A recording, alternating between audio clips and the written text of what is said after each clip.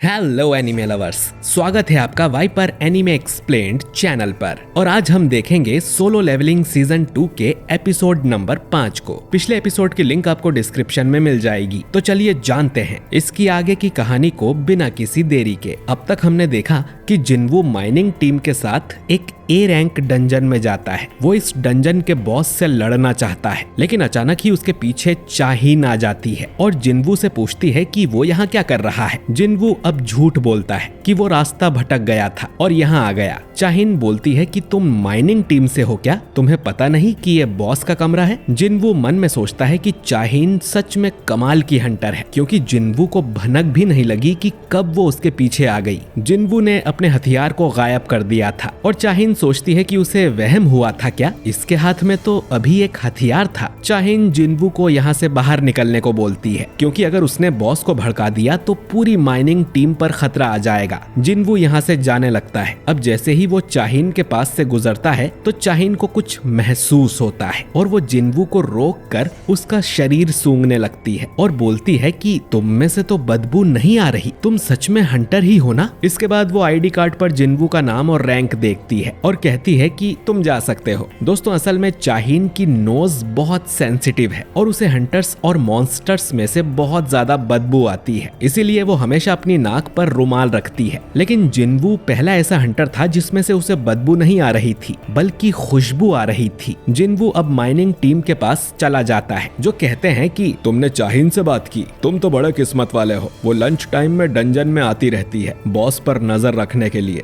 कि कहीं वो बाहर निकल के सभी मजदूरों को मार ना दे, और उसे हंटर्स में से बहुत बदबू आती है, इसीलिए वो अपने साथ रुमाल रखती है। जिनवू अब सोचने लगता है कि उसकी स्मेल बाकी हंटर्स जैसी क्यों नहीं है। बारका ने भी कहा था कि वो बाकी इंसानों से अलग है, शायद वो सिस्टम का प्लेयर है इसीलिए। शाम को जिनवू को उसकी दिहाड़ी मिल जाती है। टीम लीडर जिनवू की तारीफ भी करता है, क्योंकि उसकी वजह से इनका काम जल्दी खत्म हो गया था। वो इतने सालों से ये काम कर रहा है, लेकिन जिनवू जितना मेहनती लड़का उसने नहीं देखा। वो जिनवू को अपनी माइनिंग टीम में जॉब देने को बोलता है। जिनवू इसके लिए मना करता है, क्योंकि वो तो बस ये देखने आया था कि ए रैंक डंजन की रेड कैसी होती है, और 2 दिन बाद उसकी रैंक भी अपडेट होने वाली है। लेकिन लीडर से उसे पता चलता है कि हंटर गिल्ड कल भी एक ए रैंक डंजन में घुसने वाली है, लेकिन कल की स्ट्राइक टीम दूसरी रहेगी। अब ये सुन जिनवू कल भी आने के लिए मान जाता है, जो सुन लीडर खुश हो जाता है और बोलता है कि कल वो बॉस से कहकर जिनवू को डबल पगार दिलवाएगा, क्योंकि जिनवू अकेला 5 लोगों के बराबर काम कर रहा था। रात को चाहीन किसी को कॉल करके उससे जिनवू के बारे में इंफॉर्मेशन मांगती है, जिस पर वो आदमी कहता है कि मिस्टर चोई ने भी कल यही पूछा था, लेकिन जिनवू के बारे में सारी इंफॉर्मेशन एसोसिएशन ने सील कर दी है। इतने लो रैंक वाले हंटर के लिए कभी ऐसा नहीं हुआ था। जिनवू में जरूर कुछ खास है। चाहीन अब सोचती है कि वो इतने सारे हंटर्स से मिली है, लेकिन ये पहली बार है जब उसे किसी हंटर में से इतनी अच्छी खुशबू आई हो। अगले दिन भी जिनवू मजदूरी करने जाता है और उसे देख माइनिंग टीम के लोग काफी खुश होते हैं। इन्हें देख जिनवू को अपनी पुरानी टीम की याद आने लगती है। सबसे पहले ये लोग एक सी रैंक के डंजन में खुदाई करते हैं और जिनवू की वजह से ये काम भी जल्दी हो जाता है। लंच के बाद उन्हें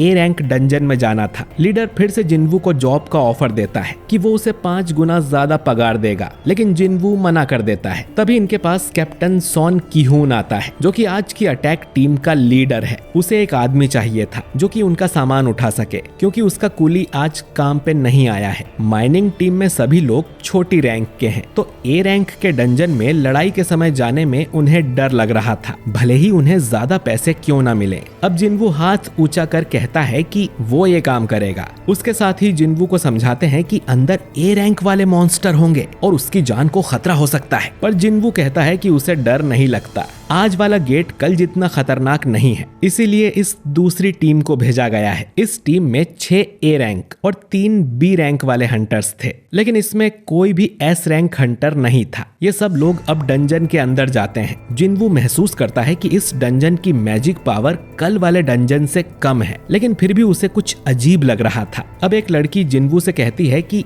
तुम्हें डरने की जरूरत नहीं है, कैप्टन और बाकी सभी हंटर्स बहुत स्ट्रॉन्ग हैं। अगर तुम हमारे साथ रहोगे तो तुम्हें कोई खतरा नहीं होगा। ये लड़की टीम की हीलर है। कीहून पहली बार किसी मिशन को लीड कर रहा था। अगर ये रेड कामयाब होती है तो उसे ऑफिशियली इस टीम का कैप्टन बना दिया जाएगा। वो चोई और चाहीन जितना स्ट्रॉन्ग तो नहीं है, लेकिन वो काफी अच्छा ए रैंक हंटर है। अचानक ही इन्हें सामने कुछ दिखता है और ये लोग बिना कहे अटैक करने को रेडी हो जाते हैं। इन पर कुछ जैकल्स यानी सियार हमला करते हैं और ये लोग उन्हें मारने लगते हैं। इन सभी के पास कमाल की मैजिक पावर्स थी, जिनसे ये आराम से उन जैकल्स को हरा देते हैं। अब ये सोचते हैं कि जैकल्स तो सी रैंक के मॉन्स्टर्स हैं, तो ये ए रैंक के डंजन में क्या कर रहे हैं, क्योंकि यहाँ इनके शिकार लायक कुछ भी नहीं है, तो इन्हें तो मर जाना चाहिए था। जिन्वू को अब इनके गले पर पट्टा बंधा हुआ दिखता है, यानी कि इन्हें किसी ने पाला था। तभी इनके सामने कुछ मॉन्स्टर आते हैं जिनका नाम हाई ऑर्क्स है। इन्हें देख सब डर जाते हैं क्योंकि ये इंटेलिजेंट मॉन्स्टर होते हैं। ये ऑर्क्स अब हंटर पे हमला करने लगते हैं और इनकी पावर बहुत ज्यादा थी। ये ऑर्क्स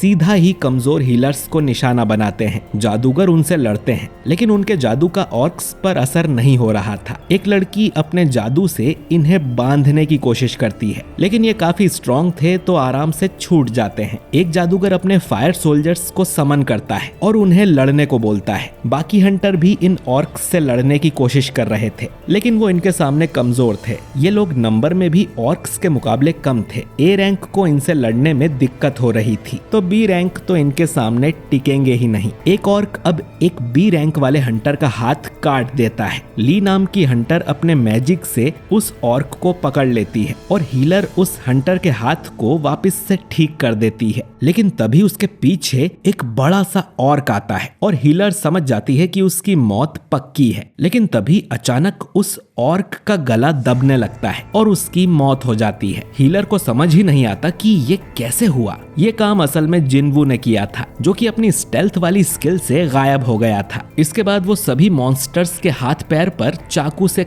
कट मार के उन्हें कमजोर करने लगता है, ताकि हंटर्स उन्हें आराम से हरा पाए। जिन्वू इन लोगों को अपनी पावर दिखाना नहीं चाहता था, लेकिन वो अपने सामने किसी को मरने भी नहीं दे सकता। वो बिना दिखे ही सभी ऑर्क्स को कमजोर कर देता है और हंटर्स उन्हें मार देते हैं। सभी सोचने लगते हैं कि अचानक ही ये ऑर्क्स कमजोर कैसे हो गए थे। उनमें से तो किसी ने ये काम नहीं किया था, पर ये लोग जिंदा बच गए, यही बड़ी बात है। अब इनमें ली नाम की जो लड़की है वो मैजिक कास्टर है, तो जिन्वू ने गायब होके जो कुछ किया वो सब उसने देख लिया था। अब जिन्वू किसी कारण से ही ये बात छुपा रहा होगा। ये सोचकर ली भी किसी को इस बारे में नहीं बताती। हंटर्स अब कैप्टन से पूछने लगते हैं कि उन्हें डंजन में आगे बढ़ना है या यहीं से वापस घर चले, क्योंकि ये काम उनके बस का तो नहीं है। कीहून अब फैसला लेता है कि उन्हें यहीं से वापस लौट जाना चाहिए, लेकिन वापस जाते समय ये देखते हैं कि गेट पर किसी ने बैरियर लगा दिया था, यानी कि ये अब बाहर नहीं जा सकते हैं। ली कहती है कि वो इस बैरियर को तोड़ सकती है, लेकिन उसे टाइम लगेगा और इस डंजन में कोई हाई लेवल का मॉन्स्टर है जिसने ये बैरियर लगाया होगा। लेकिन जादूगर जब इस बैरियर को तोड़ने की कोशिश करते हैं तो उनकी हालत खराब हो जाती है। तभी इन सबको भयानक मैजिक पावर महसूस होती है और ये लोग पीछे मुड़कर देखते हैं कि अब तो उन हाई ऑर्क्स की पूरी सेना ही आ गई थी। अगर ये इनसे लड़े तो ये पक्का मारे जाएंगे। ऑर्क्स में से अब एक मॉन्स्टर आगे आता है और कीहून भी उसके पास जाता है। ये ऑर्क अपनी भाषा में इन्हें कुछ कहता है जो कि किसी को समझ नहीं आता। इसके बाद इस ऑर्क को इसका बॉस पजेस कर लेता है और बोलता है कि इंसानों, मेरा नाम करगलगन है और मैं तुमसे मिलना चाहता हूँ।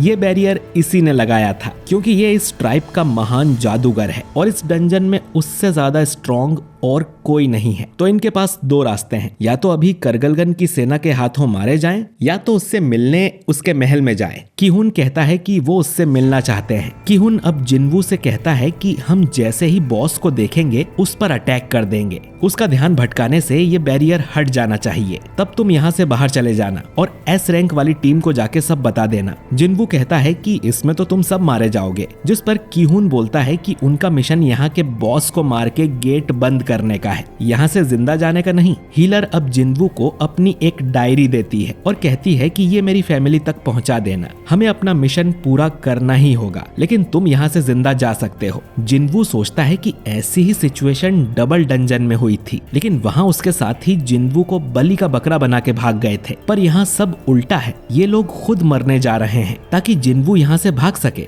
जिन्वू उसकी डायरी रख लेता है। इधर बाहर हम चाहिन को देखते हैं जो कि जिन्वू से मिलने आई थी। उसे टीम लीडर से पता चलता है कि जिन्वू तो अटैक टीम के साथ कूली बन के डंजन के अंदर गया है। खैर, इन सभी हंटर्स को करगलगन के महल में ले जाया जाता है, जहां गद्दी पर बैठा करगलगन इनका स्वागत करता है और ये एपिसोड यहीं पर एंड हो जाता है। तो दोस्तों, क्या ये लोग अब इस बॉस को मार पाएंगे? जिन्वू कुछ करेगा या नहीं? जानने के लिए अगला एपिसोड जरूर देखें। वीडियो अच्छा लगा हो तो इसे लाइक और शेयर कीजिए। कमेंट करके बताइए कि आपको ये एपिसोड कैसा लगा, और अगर आप हमारे चैनल वाइपर एनीमे एक्सप्लेन्ड पर नए हैं तो हमारे चैनल को सब्सक्राइब करके बेल आइकन जरूर दबाइए। मैं मिलता हूँ आपसे बहुत ही जल्द अगले वीडियो के साथ। शुक्रिया।